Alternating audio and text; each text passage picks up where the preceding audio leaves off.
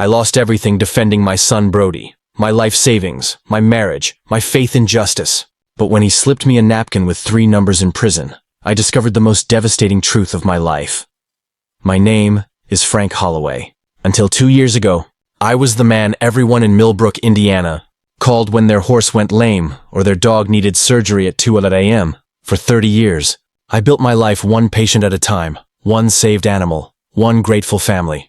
I had everything a man could want: a thriving veterinary practice, a beautiful wife named Marlene who knew exactly how I liked my coffee, and still held my hand during scary movies after 28 years of marriage, and my son Brody, who had grown from a kid rescuing injured birds to a young man who could fix any car that rolled into his shop.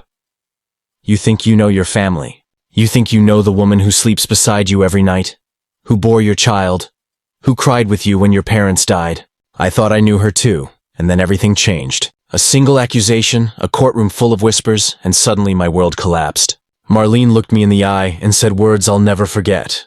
"You're destroying our family by protecting him." Protecting my son? That was my job. That was my purpose. And yet, in her eyes, I was the enemy. That night, as I packed a single bag and left the home I had built with love and sweat, Brody handed me a folded napkin. 3 numbers scrawled hastily across it, almost like a secret code. At the time, I had no idea that those numbers would reveal not just a shocking truth about my family, but a web of betrayal that would shake me to my core. Before we go further, I want to know where you're watching from. Drop a comment below and say hi. And if you want to follow this story to the very end, hit that subscribe button now. You won't want to miss what happens next. That napkin wasn't just paper. It was the key to everything I thought I knew, and everything I was about to discover I had been blind to for years. After Brody handed me that napkin, I didn't understand the gravity of what I was holding. I folded it carefully, slipping it into my jacket pocket, and left the house I had built with my own hands. Every photograph on the wall, every memory in those rooms suddenly felt like it belonged to someone else. Marlene's words echoed in my mind. "You're destroying our family by protecting him." Protecting my son had always been my job, my duty as a father, and now it had cost me everything. The days that followed were a blur. I moved into a small, sparsely furnished apartment near my clinic. The walls were bare, the silence deafening. I had gone from a life of comfort, laughter, and family dinners to one of uncertainty, doubt, and aching loneliness.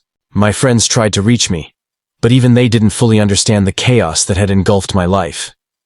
Brody, meanwhile, was locked away, fighting charges that I knew in my heart he didn't deserve. Every visit to the prison reminded me of how quickly life can change. The boy who once mended broken animals now sat behind bars, his spirit tested in ways neither of us could have anticipated. And then there was the napkin. 3 numbers that seemed meaningless at first glance. I stared at them countless times, trying to decipher their significance. I began to suspect it wasn't just random numbers. Brody, even in prison, had a way of solving problems, finding answers, and thinking 3 steps ahead. I realized these numbers were a clue, a lifeline he had trusted me to understand. During those long nights, I began investigating quietly. Every call I made, every record I pulled, every connection I revisited was driven by a single goal: to protect my son and uncover the truth. I combed through case files, financial statements, and even conversations I had recorded over the years, looking for the pattern those 3 numbers represented. Marlene, meanwhile, seemed unrecognizable. The woman I had loved for decades had transformed into someone cold and distant. Someone who prioritized appearances and convenience over justice and loyalty. Friends whispered about her behavior, but no one dared say it outright. She had a way of convincing people she was the victim. One night, exhausted and frustrated, I realized something critical. This wasn't just about Brody's innocence or my marital collapse. This was about uncovering a hidden network of betrayal that reached further than I could have imagined. The napkin was a key, yes, but it was also a challenge. A puzzle my son had left me to solve, proving that even in his darkest moments, he trusted me. I want to ask you, have you ever faced a situation where someone you loved completely misunderstood your intentions? Drop a comment below and let me know where you're watching from. And if you want to follow my journey uncovering the truth and seeking justice for my son, make sure to subscribe to the channel. With every passing day, the puzzle became clearer. The numbers on that napkin were not just digits. They were a map, a path that could lead me to the truth, and possibly to restoring what I had lost. But the deeper I dug, the more dangerous it became. The people involved were powerful, cunning, and desperate to keep their secrets buried. And that's when I realized, protecting Brody wouldn't just cost me my marriage and comfort. It might cost me everything. The days following my son's imprisonment were some of the darkest I've ever faced. Each morning I woke up, I felt the weight of the world pressing down on my shoulders. The house was empty. The life I had known, the routine I had cherished, had vanished overnight. I spent hours staring at that napkin in my pocket, tracing the numbers with my finger, trying to imagine what Brody had meant. It was his only way of communicating with me from behind bars, a silent cry for help, and I refused to ignore it.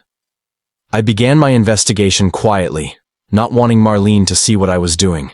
She had already made it clear that protecting Brody made me the enemy. She had taken everything for granted. My trust, my love, and the life we had built together. Her betrayal burned deep, but I couldn't afford to dwell on anger. My focus had to be on Brody, and on unraveling the truth hidden behind those 3 numbers.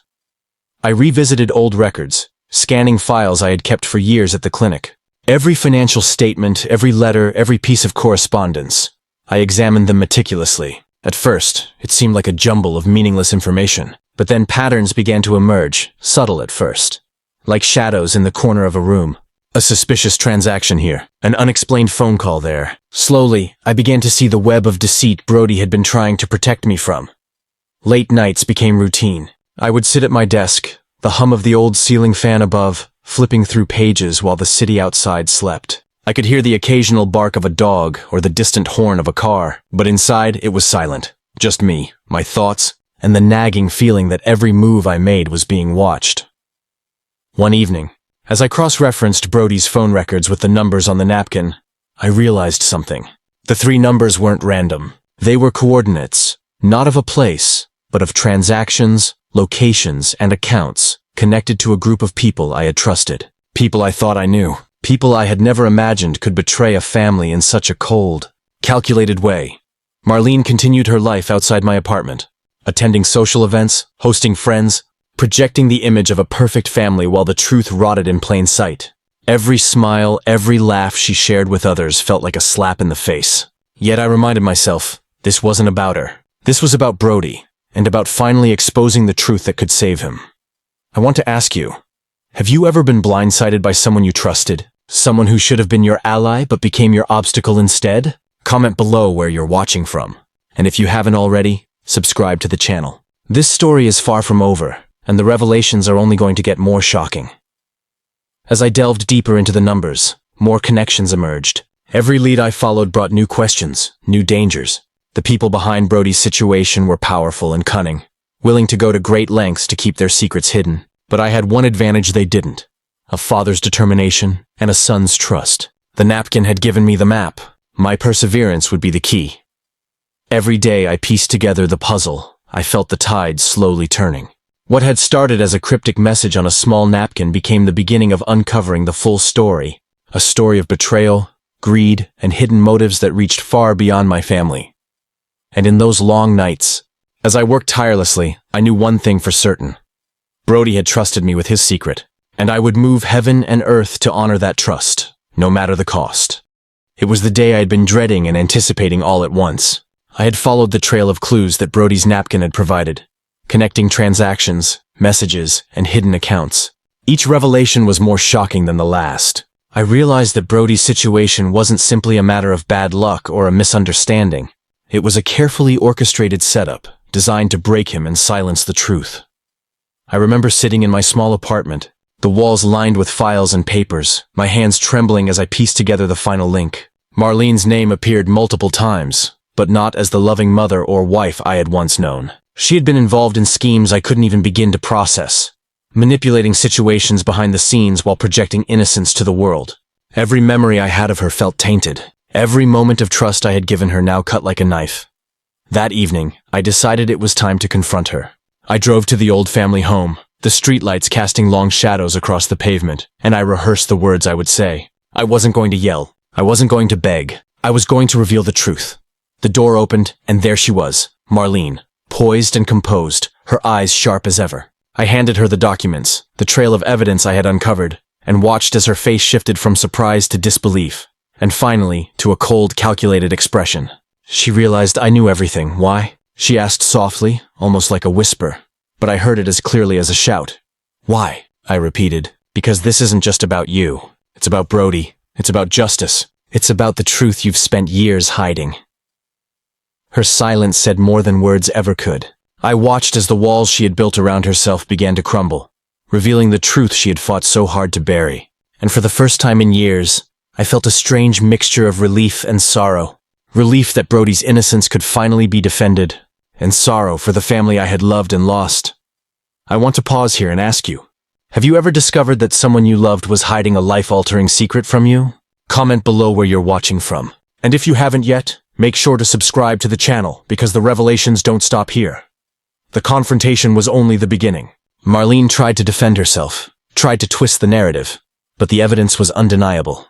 The napkin, the accounts, the hidden messages, they all pointed to a betrayal so deep it shook me to my core. And yet, despite everything, I remained focused. This wasn't about revenge. It was about saving my son and reclaiming our lives from the lies and deceit that had taken root.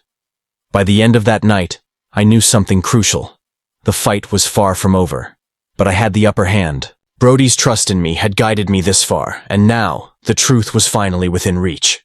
The storm that had begun with a single piece of paper was growing, and I was ready to face it head-on, no matter the cost. After confronting Marlene, I realized the battle wasn't over. It had only just begun. The truth had been revealed, but exposing it came with consequences I hadn't fully anticipated. She wasn't just a former wife. She had connections, influence, and a willingness to do whatever it took to protect herself. Every move I made from that point on needed to be calculated, precise, and strategic. I returned to my apartment that night, my mind racing. The napkin, once a small piece of paper, had transformed into a roadmap of justice. Every number, every clue, every hidden detail led me closer to the truth, but it also made the stakes higher. Marlene had underestimated me, thinking I would crumble under the weight of betrayal. But what she didn't realize was that my focus wasn't fueled by anger or revenge. It was fueled by love for Brody and the unwavering belief that justice must prevail. I spent the next few days digging deeper into her actions. Every account she touched, every lie she told, every secret she tried to hide, it was all meticulously documented. I wasn't just collecting evidence. I was building a fortress, a case so undeniable that even the most cunning manipulation couldn't withstand it. And while I worked, I reminded myself of something important. Patience was my ally. Every small discovery, every late-night revelation, brought me closer to the outcome I knew was possible. Brody, even from behind bars, remained my anchor. Every phone call, every brief conversation through the prison glass, reminded me why I couldn't fail. He had trusted me with the napkin, with his secret, and with his future. That trust was sacred, and I carried it with me like armor, shielding me from doubt and fear. I want to ask you, have you ever been in a situation where you had to fight not for yourself, but for someone you loved? Comment below where you're watching from, and if you haven't already, hit that subscribe button. You'll want to follow this story until the very end because the twists are far from over. As the days went on, I began to notice subtle changes. People who had once turned a blind eye started acting differently around Marlene. Whispers reached my ears. She could sense the tide was turning, and panic began to show in her behavior. It was a dangerous game we were both playing, but I had one advantage: the truth. And the truth is a powerful weapon. I also started preparing for what lay ahead. Legal consultations, documentation, and careful planning became my daily routine. Every step I took was deliberate. I wasn't rushing, but I wasn't waiting either. I was methodical, building a path that would ensure Brody's innocence and expose the deceit that had haunted our family. By the end of this phase, I knew the path forward would be difficult. Marlene would fight back. She would try to manipulate, deceive, and distract. But I was ready. The napkin had started this journey, and now it had led me to a place of power, clarity, and resolve. And with Brody's trust as my guide, I was prepared to see it through, no matter the obstacles. By the time I reached this point, everything had changed. The evidence I had gathered, the connections I had uncovered, and the truths hidden in Brody's napkin all began to converge into something undeniable. Marlene could no longer hide behind lies, manipulation, or charm. The house of cards she had built over years of deceit was starting to crumble, and I was watching it happen piece by piece. I remember the first moment it hit me fully. The power of the truth. It's one thing to suspect, to piece together fragments of a puzzle in the dark. It's another thing entirely to hold the evidence in your hands and know that justice is within reach. Every transaction, every secret account, Every whisper of betrayal was now documented and undeniable. Even more importantly, I realized the impact this would have on Brody. He had been fighting his own battles in prison, powerless to act, forced to endure the injustice inflicted upon him. But now, through my actions, I could give him the tools to reclaim his life. Every phone call from him became a reminder of why I couldn't falter, why I couldn't let fear or doubt slow me down. The ripple effects extended beyond just Brody and me. Friends who had distanced themselves, unsure of how to intervene, began quietly offering their support. Colleagues at the clinic, neighbors who had known Marlene's charm for years, now started seeing her differently. And with that shift came leverage, a network of truth slowly aligning against deception. I want to pause here and ask you, have you ever faced betrayal so deep it left you questioning everything you thought you knew? Comment below where you're watching from. And if you want to follow this story all the way to its conclusion, make sure to subscribe to the channel now. You don't want to miss what happens next. The legal process began, and I approached it with precision. Every piece of evidence, every account, every hidden document became a weapon in the fight for Brody's freedom. Marlene tried to defend herself, to twist the narrative, but the facts were irrefutable. I had turned the betrayal into a tool, not for revenge, but for justice. Emotionally, I felt a sense of liberation I hadn't experienced in years. The anger, frustration, and heartbreak that had threatened to consume me were now channeled into action. I had taken control of the story that had threatened to destroy us. And in doing so, I had reclaimed not only Brody's future, but my own peace of mind. This period also taught me another vital lesson.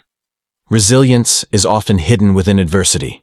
The pain of betrayal, the struggle of defending a loved one, and the relentless pursuit of truth forged a strength I didn't know I possessed. Each challenge became a stepping stone, every obstacle a lesson in patience, strategy, and perseverance. By the end of this chapter, the tide had turned.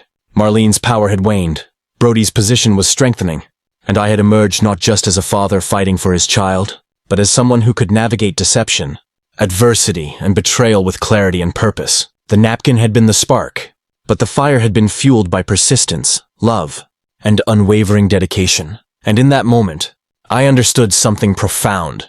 The truth isn't just a weapon, it's freedom. The more I dug into the situation, the clearer it became that Marlene wouldn't go down without a fight. She wasn't just a cunning ex-wife. She was a strategist, capable of manipulation that could turn even the most loyal allies against me.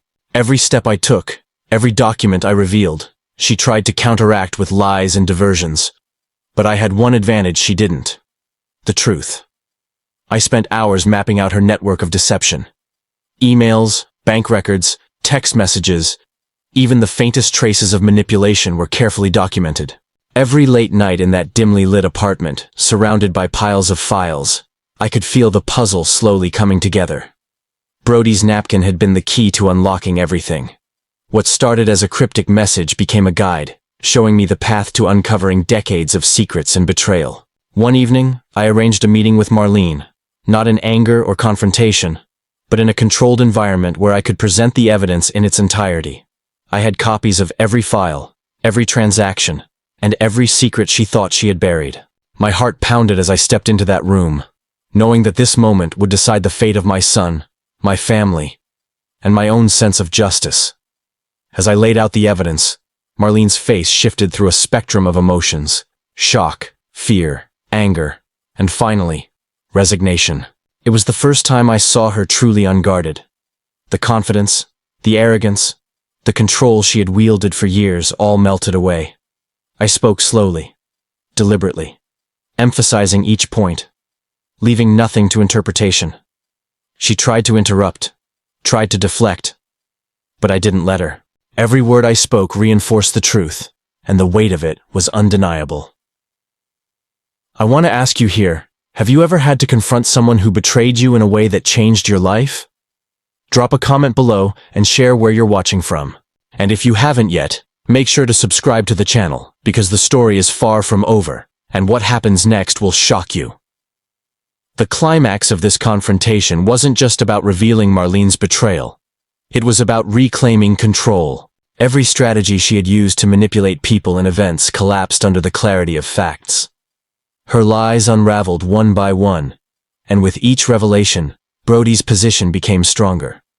I felt a surge of determination, knowing that every Sacrifice, every sleepless night, and every ounce of energy I had poured into this fight was finally paying off. By the end of that confrontation, the atmosphere in the room had shifted completely. What once felt like a hopeless battle had turned into a decisive victory. The scales of justice, once tipped in favor of deception, were now aligned with truth and integrity. I had not only defended my son, but had also exposed the full extent of the betrayal that had threatened our lives for years. The night ended with a strange sense of calm. The storm of conflict had passed, and in its place was a quiet victory, moment of clarity that marked the turning point in our lives. Brody's freedom, the restoration of our family's integrity, and my own peace of mind were finally within reach. And as I left that room, I realized something profound. True strength isn't measured by wealth, power, or status. It's measured by the courage to face betrayal head-on and the determination to protect the people you love, no matter the cost. Even after the confrontation with Marlene, I knew the story wasn't over.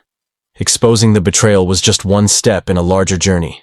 The more I investigated, the more I realized that her manipulations had ripple effects far beyond our family. There were people, hidden players, who had helped her cover up the truth for years. Powerful individuals who benefited from keeping Brody silenced. And now, with the evidence I had collected, I was starting to see the full picture. Each day, I pored over financial records, phone logs, and private correspondences. I discovered subtle connections, small but significant, that linked Marlene to people I had trusted, friends, colleagues, even acquaintances who had maintained a facade of neutrality. The web of deception was vast, but it was no match for the clarity I now had. Each revelation brought a mix of anger, disbelief, and determination. I knew I had to be careful. Any misstep could give Marlene or her allies the upper hand. I want to ask you here, have you ever uncovered something that completely changed how you saw the people around you? Comment below where you're watching from. And if you haven't already, hit that subscribe button, because the revelations are only going to get more shocking as this story unfolds. The napkin, now a symbol of hope and guidance, was my compass. Brody had trusted me to decipher it, and I could feel the weight of that responsibility every day. It wasn't just about uncovering financial deception anymore. It was about exposing the network of lies that had trapped my son and threatened our entire family. I started reaching out discreetly to individuals who might have insights, former associates, neighbors, even people who had once been close to Marlene. Each conversation, each lead, was carefully documented. I noticed patterns in behavior, inconsistencies in stories, and moments where fear betrayed hidden truths. Every small piece fit together, painting a clearer picture of the scale of the betrayal. While navigating this labyrinth of deception, I also had to manage my emotions. It was difficult not to let anger and frustration overwhelm me. Marlene's betrayal wasn't just a simple lie. It was a lifetime of manipulation, carefully calculated to keep Brody and me powerless. Yet I knew that letting emotions dictate my actions would be disastrous. Strategy, patience, and clarity were my only allies now. I began preparing a detailed plan for what would happen next. Legal avenues, evidence presentation, and potential confrontations had to be orchestrated with precision. I couldn't allow anyone to anticipate my moves. Every action had to be deliberate, calculated, and effective. The deeper I dug, the more dangerous it became. Some of Marlene's allies began to notice my investigations. I could sense subtle pushback, people trying to intimidate or distract me, but each attempt only reinforced my resolve. I realized that exposing the truth wasn't just about winning a personal battle. It was about dismantling a system of deceit and ensuring that Brody's innocence would finally be recognized. By the end of this stage, I felt both exhausted and invigorated. The path was still treacherous, the stakes high, but I was closer than ever to uncovering the full truth. And with every step, I remembered why I had started this journey. For Brody, for justice, and for the restoration of our family. The days following the unraveling of Marlene's network were tense but purposeful. Every lead I had pursued, every hidden detail I had uncovered, began to converge into a force that could no longer be ignored. It wasn't just about exposing her deception anymore. It was about restoring Brody's life and reclaiming the justice that had been denied to us for so long. I remember the moment I realized how far-reaching the betrayal truly was.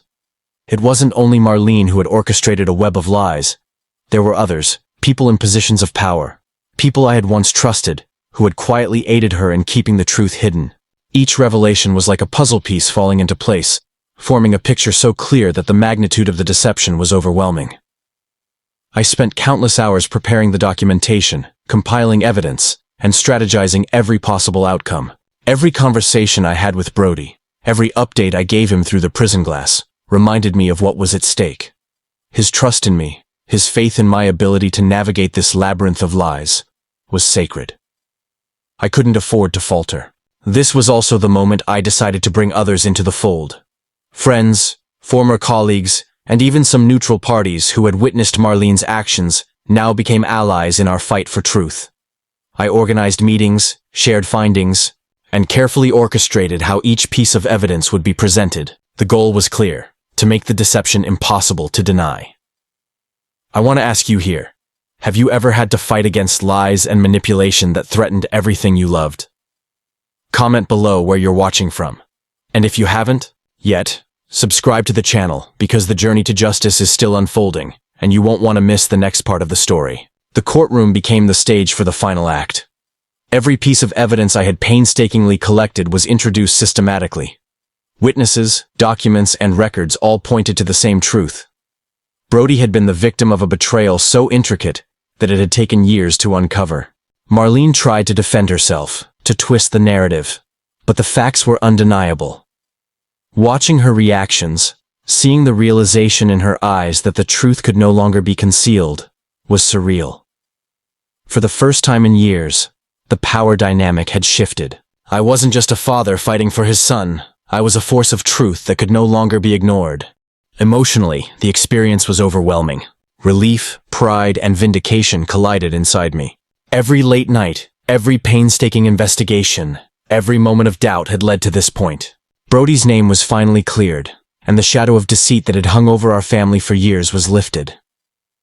In the quiet moments after the courtroom emptied, I sat with Brody and reflected on everything that had happened. The napkin, once a small piece of paper with 3 mysterious numbers, had been the spark that ignited this entire journey. It had guided me, given me purpose, and ultimately led to justice. And in that moment, I realized something profound. The fight for truth is never easy, but it is always worth it. The bond between a parent and child, the trust that guides every step, and the courage to face betrayal head-on, these are the forces that can overcome even the darkest deception. The dust finally settled, and for the first time in years, Brody and I could breathe. The courtroom battle was over. Marlene's web of lies had been exposed. Her allies had retreated, and the truth had won. But the aftermath was more complicated than I had imagined. Rebuilding trust and healing the wounds left behind took time. Brody, freed from the burden of injustice, had to navigate a world that had been so cruelly skewed against him. I had to learn to let go of anger and focus on guiding him toward the life he deserved. The bond between father and son had grown stronger, forged in the fires of betrayal and perseverance. People often ask me if I feel satisfied now that the truth is out. The answer is yes, but not in the way most imagine. Satisfaction isn't about revenge or seeing someone pay. It's about reclaiming what was lost: peace, trust, and justice. Brody's future, once clouded by lies, was now clear and full of possibility. I want to leave you with this. Never underestimate the power of persistence, love, and truth. Even when betrayal cuts the deepest, even when the world seems stacked against you, holding on to what's right can lead to justice you never thought possible. If you've been inspired by this story, make sure to subscribe to the channel. There are more stories like this waiting to be told, stories of perseverance, revenge, and the power of uncovering the truth. And finally, thank you for being part of this journey. Your support, your comments, and your belief in the power of truth mean more than you can imagine. This isn't just my story. It's a reminder that justice, in one form or another, can prevail if we're willing to fight for it.